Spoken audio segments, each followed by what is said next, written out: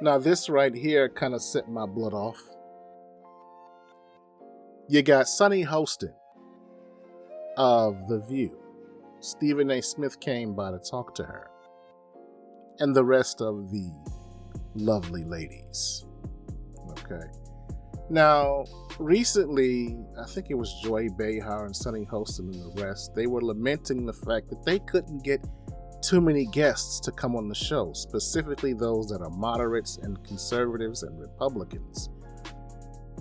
You know, and they tried to say it's because they were afraid, when the reality is no one's afraid of those old bags in The View. They just don't want to sit in the middle while those old birds yell at them. Okay. Usually a bunch of nonsense and gibberish. But anyway, Stephen A. Smith was on, and he's a very popular personality. But the only reason I think he came on that show is because they work for the same parent company. You know, ABC is a subsidiary of Disney. He works for ESPN, which is also a subsidiary of Disney. So corporate probably came down and said, look, Stephen, you see those old dusty broads, those miserable old chicks that nobody wants to listen to? Why don't you go in there and spend some time with them? Go in there and just talk to them. They're going to yell at you because they're old, bitter, ugly, foolish, and stupid. But just go in and take one for the team and just talk to them. Just talk to them. Give them some attention. Their husbands don't love them. Their kids don't love them. And those of them that are single, ain't nobody chasing them. So go in there and pretend like you care. And Stephen A. Smith, being the soldier that he is, went in and did that. But let's play this clip. Because it says here Sunny Hostin tried to embarrass Stephen A. Smith about an opinion that he had. And we'll see how Stephen A. responds. So you Here we go. recently accused Senator Mark Kelly, a veteran, an astronaut, of crossing the line for participating in a... It doesn't matter if he's a veteran or an astronaut or if he cured cancer. No one is beyond reproach. You say some dumb stuff, you're going to get corrected.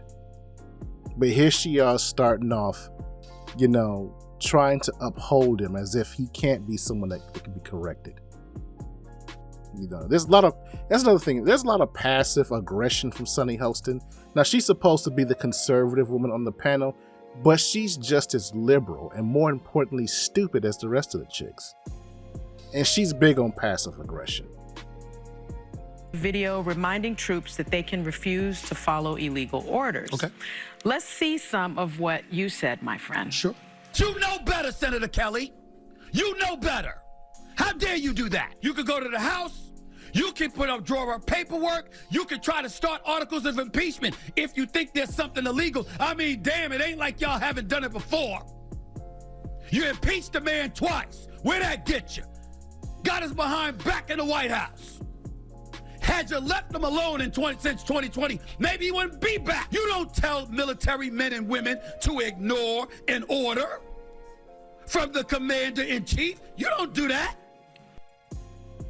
You notice how she smugly said, my friend, and that little look on her face?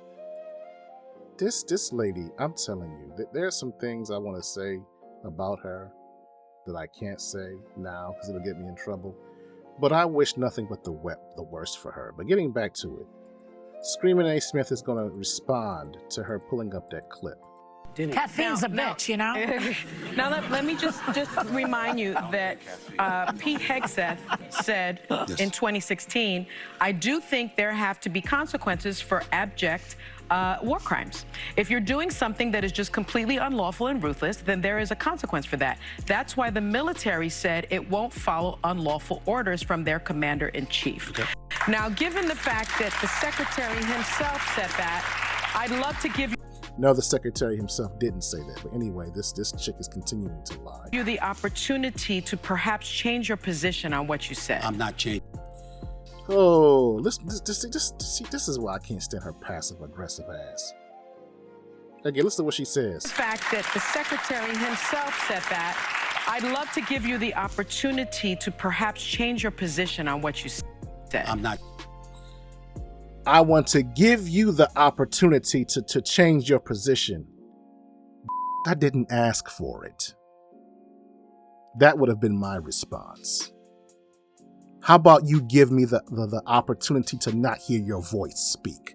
Do me a favor and stop talking. You old hag.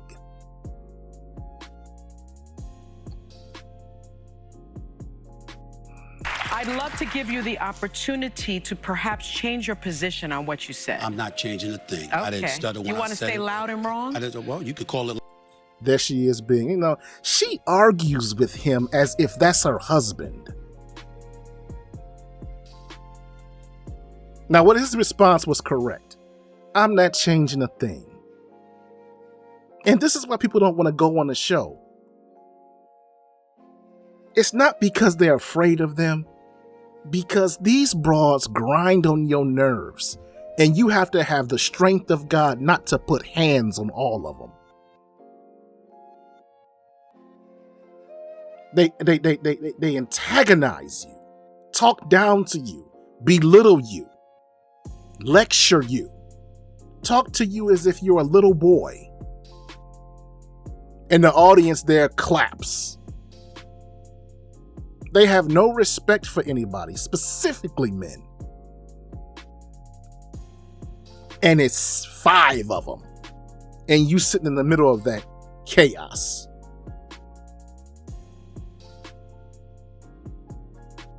And it's a whole panel of them that will talk to you just like that. Like you're a child. This man has a list of accomplishments that this chick will never have in her big old age. But she's gonna talk to him as if he's beneath her.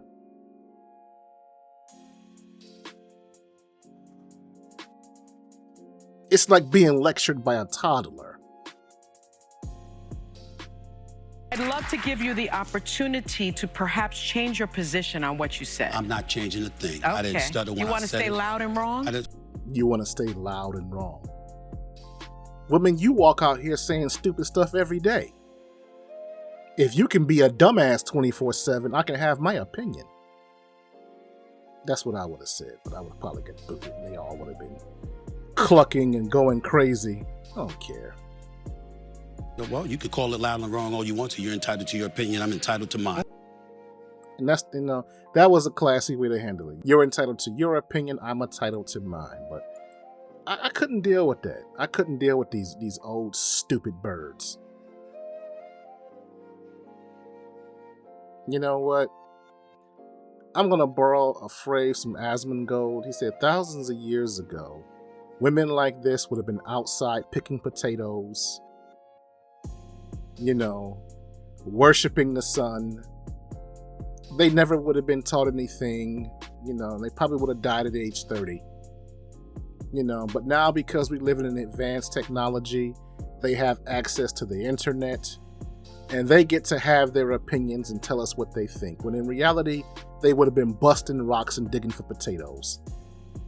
Because that's the extent of their intellectual ability. That's the smartest as they'll ever be. But now we have to listen to what they have to say. And that's a damn shame. I don't watch the show. And neither does anyone under age 70, apparently. This show has terrible ratings. Now streaming on Patreon.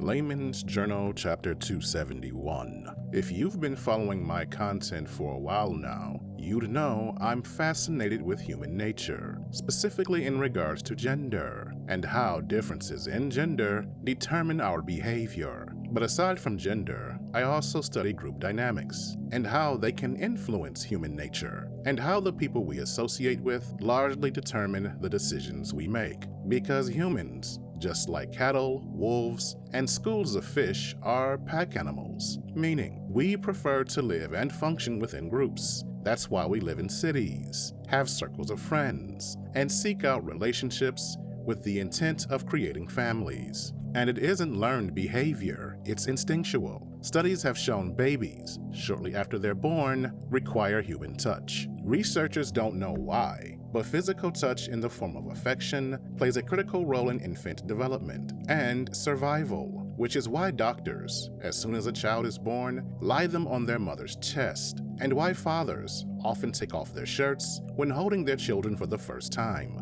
It's something about that skin-to-skin contact that helps a child thrive. But women, more so than men, need the group dynamic. They can't live without a pack environment. Men, on the other hand, are more like lions. We're born into a pack, and we enjoy the social familiar structure. But we have our bachelor years. It's a season in our lives where we, as men, have to go it alone. Like young male lions who come of age, we leave the pride of our families, move away from our parents' homes, get our own place, grow and establish ourselves as men. For the most part, we ignore women during that time, so we can hone our skills, chase the bag, and improve ourselves mentally and physically before returning to create our own pride or family. But not women. Women stay within packs. Many move out of their parents' homes like men, but they stay close to family and seek out social groups. They don't leave to go through seasons of isolation to self-improve. They focus their energy on maintaining or growing social bonds. Because women are the ultimate survivors. They don't have the strength that men have to survive in the wild, yet somehow they do it at higher rates than men, because they, more so than men, understand the concept of safety in numbers. They know there's protection and comfort within the group, and they will do anything to stay within said group. Even if the group is toxic, their desire to belong and fear of not fitting in supersedes the desire for righteousness if it requires being alone. This is why the overwhelming majority of cult members tend to be women, why social media personalities and pastors, in spite of being exposed on multiple occasions, still enjoy strong, loyal female followings. Because the women that follow them can't live outside of the group dynamic. And we see a great example of that in the film Set It Off. It's the story of a young woman, a beautiful young woman named Stoney, who joins a coven of chronically single black women on a bank robbing spree with deadly consequences.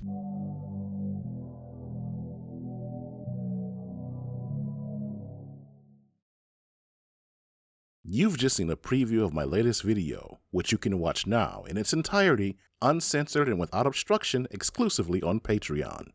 Again, that's patreon.com/Laymans Journal. Hope to see you there. I'm out.